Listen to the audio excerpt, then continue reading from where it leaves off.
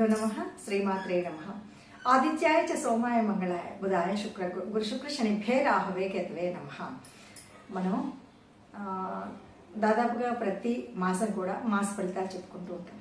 మరి ఇప్పుడు ఏప్రిల్ మాసానికి కనుక మాస ఫలితాలు చెప్పుకోవాలి అంటే ఇక కొత్తదనం ఏమిటి అంటే కొత్త సంవత్సరంలో ఉన్నాం. మనం నిన్న మొన్నటి పాత సంవత్సరాన్ని వదిలేసి కొత్త సంవత్సరం విశ్వావసు నామ సంవత్సరంలోకి వచ్చాం. కాబట్టి ఈ కొత్త సంవత్సరంలో ఒక్కొక్క మాసానికి ఎలా అంటే గోచార రీత్యా ఫలితాలు ఎలా ఉన్నాయి, ఏ రాశుల వారికి మరి ఏళ్ళనాటి శని పోతుంది, మరి ఏ రాశుల వారికి యాడ్ అవుతుంది, ఏ రాశుల వారికి అష్టమ శని ఉంది, అర్ధాష్టమ శని ఉంది, ఇవన్నీ వివరాలు చూద్దాం. వీటితో పాటు మరి అంటే గోచారము అంటేనే మనందరికీ తెలుసు, గోచారం అంటే 100% ఇది ఉంటుందని కాదు, కనీసం 30 to 40% మాత్రం ఇది యాక్యురేట్గానే ఉంటుంది.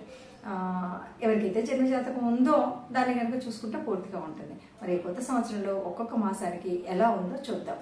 మకర రాశి. ఇక మకర రాశి వారికి ఏప్రిల్ మాసంలో ఎలా ఉంటుంది అంటే ఈ రాశి వారికి తృతీయ స్థానంలో రవి, బుధుడు, శుక్రుడు, శని, రాహు అక్కడ ఉన్నారు. ఇక పంచమ స్థానంలో గురువు, షష్టమ స్థానంలో కుజుడు, భాగ్యస్థానంలో కేతువు సంచరిస్తున్నాడు. ఇలా ఉన్నప్పుడు మరి ఎలా ఉంటుంది అంటే ఈ వారంలో పనులన్నీ కూడా పురోగతి సాధిస్తారు. చేసే ప్రయత్నాల్లో కొత్త వాళ్ళ సలహాలు, సూచనలు ఇవన్నీ కూడా మీకు మేలు చేస్తాయి. అన్నిటికంటే మించి మీకు ఇక్కడ ఏంటి అంటే ఏళ్ళనాటి శని వీడి ఉంది కాబట్టి చాలా వరకు ఇప్పటి వరకు ఉన్నటువంటి గత 7.5 సంవత్సరాల నుండి పడుతున్నటువంటి కష్టాలు కొంత తీరుతూ ఉన్నట్టుగా మీకే ఆనందం కలుగుతుంది. ఇక రాజకీయ పైరవీలు ఏవైనా చేసుకునేటువంటి వారికి మంచిగా జరుగుతుంది. దూర ప్రయాణాలు లాభిస్తాయి.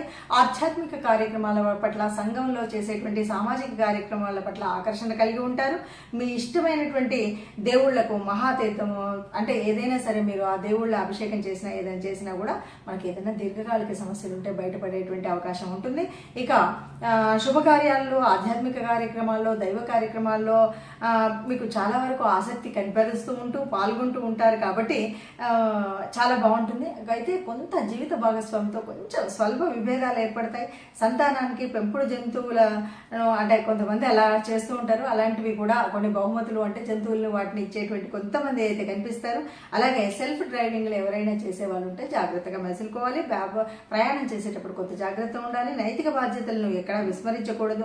విదేశీ వస్తువులను కొనుగోలు చేసేటువంటి అవకాశం ఉంటుంది. ఇతరులతో సంపాదించేటప్పుడు భాషాపరమైనటువంటి ఇబ్బందులు అయితే ఏర్పడతాయి. న్యాయరంగంలో ఉన్నటువంటి వారికి అనుకూలంగా ఉంటుంది. ఇక రాజకీయాలు కొంత మిమ్మల్ని ఆకర్షిస్తాయి, పరిచయాలను కారణమవుతాయి. స్వల్పమైనటువంటి అనారోగ్య పరిస్థితుల్లో కొంత సతమతమవుతుంటారు.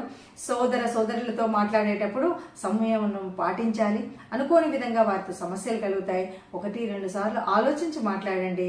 విదేశాల్లో ఉన్న వారికి సొంతింటి కల నెరవేరుతుంది. ఇది దాదాపుగా చెప్పాలంటే కొంత లాభదాయకంగా, ఆనందదాయకంగా ఉంటుంది. కాస్త అనారోగ్యం, కాస్త భార్యాభర్తల్లో చిన్న చిన్న విభేదాలు ఉండడం అనేది ఈ మాసంలో కనిపించేటువంటి స్థితి.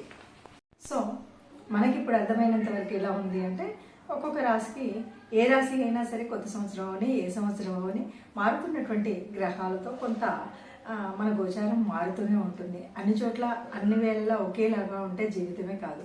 అయినప్పటికీ అందరం సుఖంగా ఉండాలనే అనుకుంటాం, అందరం సంతోషంగా ఉండాలి అనుకుంటాం. మరి గ్రహగతులు మారుతూ ఉన్నప్పుడు కొంచెం ఒడిదొడుకులు, కష్టాలు, సుఖాలు అన్నీ కలుస్తూ ఉంటాయి. మరి ఇలాంటప్పుడు ఎవరికైనా ఏదైనా కష్టంగా ఉంది అంటే ప్రత్యేకించి ఈ మాసంలో ఏ కష్టం వచ్చినా సరే ఇది మనకు రామోత్సవాలు జరిగేటువంటి సమయం.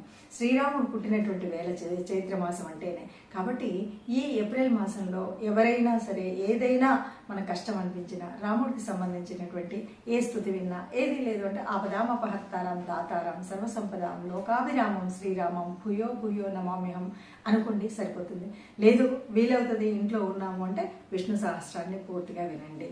ఇది విన్నట్టయితే చక్కగా మనకు ఉన్నటువంటి కష్టాలు తొలగిపోతాయి. ఎక్కడైనా సరే ఈ నెలలో మీకు ఎప్పుడు వీలైతే అప్పుడు ఏదో విష్ణువాలయానికి వెళ్ళండి. ఎలాగో రామోత్సవాలు జరుగుతాయి.